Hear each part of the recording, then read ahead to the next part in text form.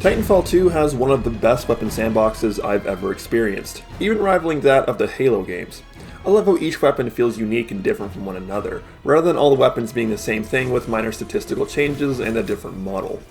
Any game can give you a plain old M4, but only Titanfall can give you a double-barreled projectile sniper rifle. In most situations, I can find little to no problems with the weapon set in the game, but there are some areas that I think the franchise could certainly improve upon. The first is the long-range weapons sandbox.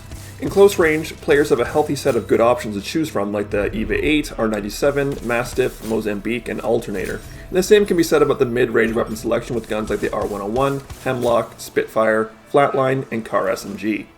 But at long range, it's a completely different story, at least it is on consoles. There are a lot of cool and unique long-range weapons to choose from, but sadly all of these are overshadowed by the G2 assault rifle. The high fire rate, aim assist, damage, and low recoil make it the obvious choice on maps like Homestead, Colony, and Angel City. The Hemlock might be a good long-range option if the G2 wasn't as strong as it is, and if its spread wasn't as large. The DMR has so little aim assist on consoles that it's extremely frustrating to land shots with, and it also lacks the low zoom AOG sight that it had back in Titanfall 1.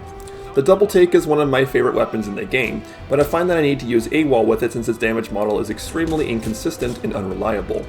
Lastly, there's the Kraber, which I actually really like and don't think should change. It's a high skill, high reward weapon, but that makes it completely useless in the hands of most players, so it shouldn't really be considered here. Now I know Titanfall 3 will probably have a completely different weapon set, but if these weapons return, here's how I think they should be changed. The G2 should receive a nerf to its recoil pattern and aim assist. Firing multiple shots within a short time should cause some serious vertical and horizontal recoil, which would incentivize players to be more precise and calculated. The Hemlock should remain largely unchanged since I would hate for it to return to the way it was at launch, where it was easily the best weapon in the game. I could maybe see it being a bit better over range if the spread was tightened a little bit, but I don't think that would be entirely necessary if the G2 was nerfed. The DMR needs an increase to its aim assist, which I know isn't a popular thing to say, but there's a reason why the DMR is so rarely used even though it's extremely accurate and powerful, and that reason is that players can't reliably land shots with it. Lastly, I think the double take needs a buff to its damage. In fact, I would be fine if the amp damage value was the default damage number. Using the double take with amped weapons or AWOL is actually quite consistent and enjoyable, but given that I feel AWOL shouldn't amp shots anymore, the double take will need a buff. If these changes were implemented in Titanfall 3, I think the long range weapons could have a healthy balance like the other weapon ranges currently do.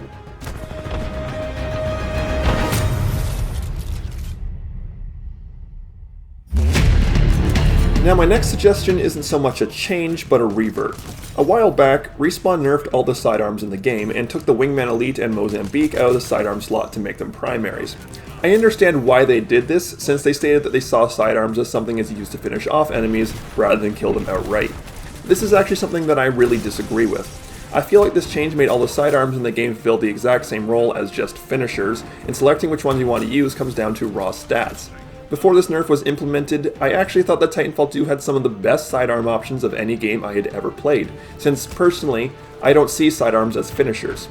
Rather, I see sidearms as a primary weapon compensation, something that can be used in the parameters that your primary is weak in, as well as a backup gun for when you're out of ammo. Before the sidearm nerf, I used the P2016, RE45, and Wingman Elite fairly consistently. The P2016 was a great general use pistol that could compete with some of the primary weapons, allowing you to viably use sniper rifles or grenadier weapons. The RE45 was a pocket assault rifle that complemented medium to long range weapons with a decent short range backup. And the Wingman Elite was the perfect partner to a shotgun loadout, giving you some much needed firepower at medium range.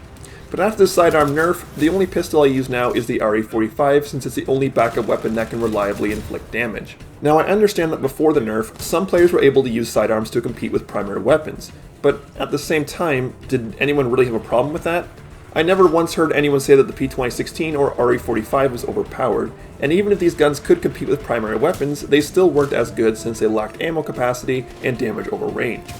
It isn't a super big deal, and I certainly understand Respawn's perspective, but I don't really agree with it. It's a shame because I used to really enjoy using a variety of pistols, and my pilot loadouts were much more interesting before the nerf. But maybe I'm missing something here, and the community did feel that sidearms needed the nerf. If you did, please let me know why you thought so in the comments, since it's a perspective I would love to hear.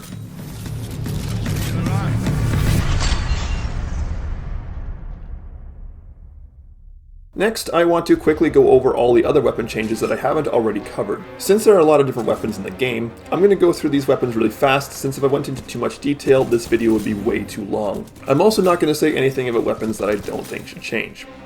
Flatline. Reduce initial recoil and tighten hipfire spread, but significantly increase recoil the longer the trigger is held. R97. More predictable recoil pattern. Volt. Increased damage, slight reduction to fire rate. L-Star. Increased projectile travel speed. Spitfire. Decreased damage, slightly increased rate of fire. Devotion. Decreased ramp-up time and recoil, increased magazine capacity. Mastiff. Increased projectile travel speed and slightly increased damage. Cold War. Slightly increased damage, increased magazine size by an additional burst. EPG. Slightly increased fire rate and projectile travel speed. Softball. Increased projectile size and travel speed. If you have any questions as to why I would make these changes, feel free to ask me down in the comments section. Another area that I think Titanfall could improve upon is the variety of sight options and weapon attachments on the various different weapons. This is actually something I thought Titanfall 1 did better than Titanfall 2. For many of the weapons in the game, Titanfall 2's sight options were completely fine, but for other weapon types I felt that there was a severe lack of options. The LMGs in particular have it pretty bad, with every sight coming with a pretty serious drawback.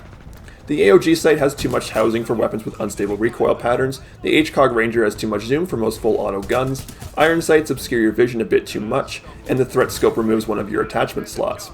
In campaign, you can find the Spitfire with a hollow sight, and this is actually quite a good optic for the gun that I wish was available for all the LMGs in multiplayer. I also think that the AOG sight should return to the assault rifles and sniper rifles. One of the reasons I enjoyed the long-range engagements in Titanfall 1 more than Titanfall 2 is because I had a better selection of optics to put on my guns. The Hemlock, G2, and even the R101 could be used at range fairly effectively with proper pacing and discipline, and having a nice intermediate scope complemented these weapons very well. The AOG was also my favorite sight for the Kraber and DMR, since I like playing fairly aggressively and the other scopes had a bit too much zoom for my playstyle. Now I understand that limiting the sight options makes certain weapons fit better into their given role, but I think just a few more options would make the weapon set feel a bit more comfortable for players to use, and I'm certainly not asking for iron sights on sniper rifles or variable zoom scopes on SMGs. I also miss some of the unique weapon attachments like the Starburst for the Hemlock or the Slammer for the Spitfire. I wish that these were expanded upon rather than flat out removed, since they offered some really unique ways to build your weapons. It's a small detail, but one that I appreciated nonetheless. Now before I move on to the next topic, I just want to touch on the overall gunplay of Titanfall. I've heard some people raise issue with the lack of recoil and the strength of hipfire on a lot of the weapons. A lot of modern games are adding a hefty amount of recoil to their weapons to make gunplay a bit more challenging, but in my opinion, I don't think this would translate very well into Titanfall 3. Titanfall is a franchise that is built upon a steady stream of fast-paced action. The fun factor of the gunplay is often derived from how players integrate movement and abilities into their shooting, rather than recoil compensation. If weapon recoil were increased for Titanfall 3, I feel that gunfights would become a lot more clunky and awkward, with players needing to manage too many factors at the same time. Titanfall 2 can already be an overwhelming game for a lot of players, requiring them to move, shoot, track enemy targets, dodge titans, use ordnance, and manage abilities all at the same time. Adding severe recoil into this equation would overcomplicate engagements and take away from the buttery smoothness I've come to love about the franchise. As for hipfire, I love how it's actually viable in Titanfall 2. With so many games, I wonder why they even bother including hipfire since the accuracy is so poor that it may as well be a death sentence. The effectiveness of hipfire in Titanfall makes weapons a lot more reliable and snappy, and it also emphasizes the differences between SMGs and assault rifles, while many other games seem to have trouble making these weapon types feel unique. Titanfall is also a franchise where hitting fast-moving targets in a split second can be the difference between life and death, and without accurate hipfire, I feel that the gunplay would feel more random and frustrating than smooth and rewarding. Overall, not only do I love how effective hipfire is in Titanfall, but I firmly believe that reducing its effectiveness would radically degrade the quality of the experience. Keep going. Boys, your Titan is ready, pilot. Standing by for your call. I really enjoy the various ordnance abilities in Titanfall, but there are a few changes that I would like to see. Once again, I know that the ordnance in Titanfall 2 may not make its way back into Titanfall 3, but if it does, here are some of my thoughts, starting with frag grenades. I love how the frags require precise timing and quite a bit of skill to master, and they are one of the most rewarding things to use in Titanfall 2. With that being said, if I'm being completely honest, I think frags might be a bit too strong in the right hands. There have been many games where I've gotten more kills with frag grenades than my primary weapon. I wish that was an exaggeration, but it isn't. Since I don't want to see the functionality of frags change, I think that making them have only one charge but recharge faster would be a fair compromise. Arc grenades have had an interesting history throughout Titanfall 2's lifecycle. I can't really say that I've ever thought that arc grenades were in a good spot balance-wise. When Titanfall 2 launched, arc grenades were extremely overpowered, giving you the ability to disable entire teams twice in a row. Eventually, arc grenades only had a single charge, which is when I would say they were in the best state. They were still extremely powerful, but not game-breaking. Eventually they were nerfed into their current state, where there's an explosion delay, and ever since they've completely dropped off the map and I don't really see them being used anymore. While there are a lot of opinions on what to do with arc grenades for Titanfall 3, I think the best solution would be for arc grenades to have an instant effect again, but have their explosion radius and stun duration reduced. The Gravity Star is my favorite type of ordnance in Titanfall 2, since it's just so unique and interesting. But one thing that really bothers me about the Gravity Star is how enemies can escape from it using their tactical abilities. The majority of players use Grapple, which has 2 charges, meaning that players caught in a Gravity Star will almost always be able to escape it. Phase Shift isn't as common, but whenever I see a Phase Shift pilot, I don't even bother using the Gravity Star on them since I know they'll just phase out of it. It's annoying because catching a fast-moving pilot in a Gravity Star is already quite difficult to do, not to mention that players who are stuck can still shoot back at you. I really hope that the Gravity Star returns for Titanfall 3, but with the added function of disabling players' tactical abilities while they are caught. I think this would make the Gravity Star the top-tier ordnance ability I know it can be. Next up is the Fire Star. The Fire Star is a great idea, but I also feel that it could stand to be a bit better against pilots and minions. I think the Fire Star should create a much larger pool of thermite on the surface it's attached to and burn for a longer duration. This would allow players to cut off routes for a significant amount of time and can be used to deny enemy access to flags and hardpoints. In addition to this, enemies who are hurt but not killed by the thermite would be ignited on fire, causing a small amount of damage over time, maybe 5 damage per second for 5 seconds. This would be great for preventing health regen, but could be counteracted by using Stim or Phase Shift if those abilities return in Titanfall 3. As for how Firestar affects Titans, I don't think that anything should change since I think they're perfect in their current state. Next is the Electric Smoke Grenade. This is a great ordnance ability in concept, but I feel that it could be better in execution. The first change I would make would be for the electric smoke to last much longer. This would allow players to deny an area of the map and obscure visibility for a longer duration, making the grenade a bit more useful. I would also make the user completely immune to their own electric smoke, so that players could create lanes that only they and their teammates could travel through. The last change I would make would be to give players the ability to convert the grenade into a sticky electric smoke mine. By cooking the grenade for 3 seconds, the grenade would emit a sound indicating that the grenade was converted. When thrown, the grenade would stick to any surface and detonate when an enemy walked into close proximity with it. This would allow players to use the grenade to set up traps and cover lanes. For balance sake, players shouldn't be able to stick Titans with the grenade, as this would lead to a situation where players get infinite electric smoke countermeasures. Lastly, there's the satchels, but I actually think that satchels are fine the way they are, just like they were in Titanfall 1. I think they're niche, but effective in their given situation. Now, I also had an idea for one more type of ordnance ability that I think could be interesting in Titanfall 3.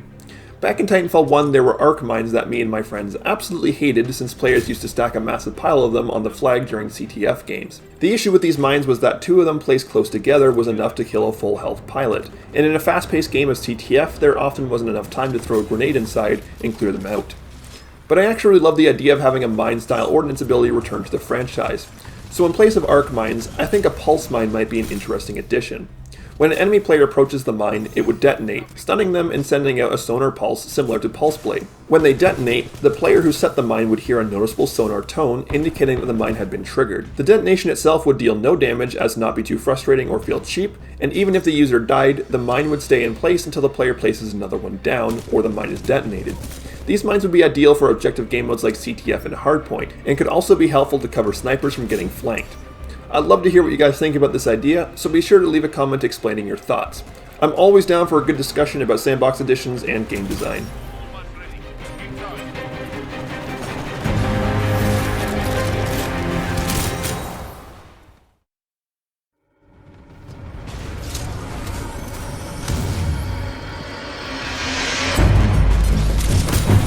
And finally, we have come to the last topic of this video, boosts and burn cards.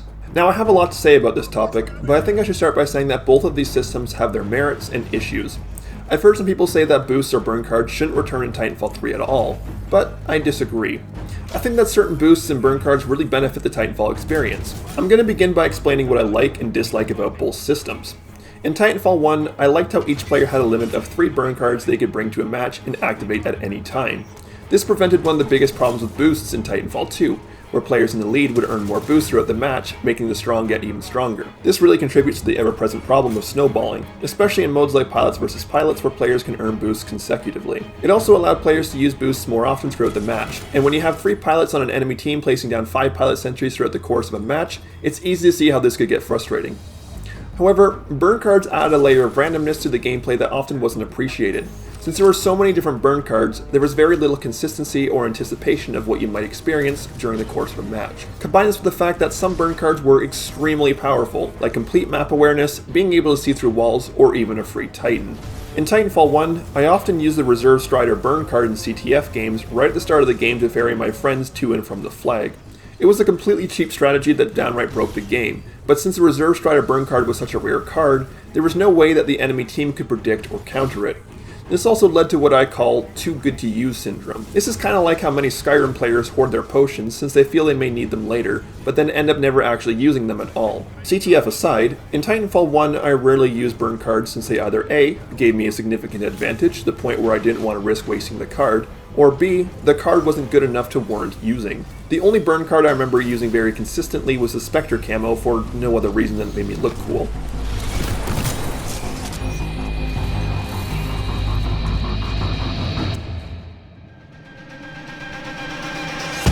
And this is where the boost system really shined in my opinion. Since boosts aren't something that you can carry from one game to the next, there's no reason not to use your boosts during the game. And since everyone has access to the exact same boosts, it's much easier to predict and adapt to what boosts players are using. Everyone knows there's a chance they may have to flank a sentry, or deal to shielded Titan, or laugh at a holopilot Nova. There's a general consistency of what to expect throughout the course of the game. Neither of these two systems is perfect, but they both have their advantages. So for Titanfall 3, I think Respawn should combine both of these systems into what I'm going to call boost cards. Like burn cards, players could only use 3 boost cards throughout the course of any given match, and these boost cards could be activated at any time. This would prevent the issue of players in the lead getting more boost cards than others, and would incentivize situational strategic use. Let's say there's a pilot sentry boost card, and a player sees that a group of enemy pilots are closing in on their flag. The player could quickly use the card to help defend against the push in that given situation, rather than having to wait for the card to be available at a time when it may not be that useful. But like boosts, boost cards wouldn't have any different rarities or limited uses. Each boost card could be used in every game so long as the player has it unlocked. This would eliminate the too good to use syndrome, since boost cards aren't actually consumables, encouraging players to use their cards in every game. And since players understand that everyone has access to the same cards, there would be a lot more consistency of what players can expect throughout the course of the game. Now there are some other limitations surrounding this idea. The first is what I call decks. A deck is a set of 3 boost cards that players can customize depending on what they have unlocked. These would be like loadouts for boost cards that players can create in between games. Then, when the player has entered the game, they can select which of the various decks they have created they want to use. When the player leaves the pre-game dropship, their deck is set, and they can no longer change it. There are 2 reasons why I feel this is needed. The first is so that players could quickly access their cards at any given moment throughout the match, rather than sift through a menu to select which one they want. On controllers, for example, players could press left on the D-pad to bring up a small interface which shows their cards, then press up on the D-pad to select their first card, right on the D-pad to select their second, down on the D-pad to select their third, or left again to close the interface. The second reason is for balance sake. If players could select whichever cards they want from a long list, they could always pick whichever card is the absolute best for the situation they find themselves in, rather than having to play around the cards they selected. There would be an element of strategy surrounding which cards you pick. If you're playing defense in CTF, you may want to select a deck with Pilot Sentry, whereas if you're playing offense, you may want to select a deck with Map Hack. The decks would be something that help inform your playstyle during that match, and coordinating with your teammates may help to give you the extra edge needed to push your team to victory.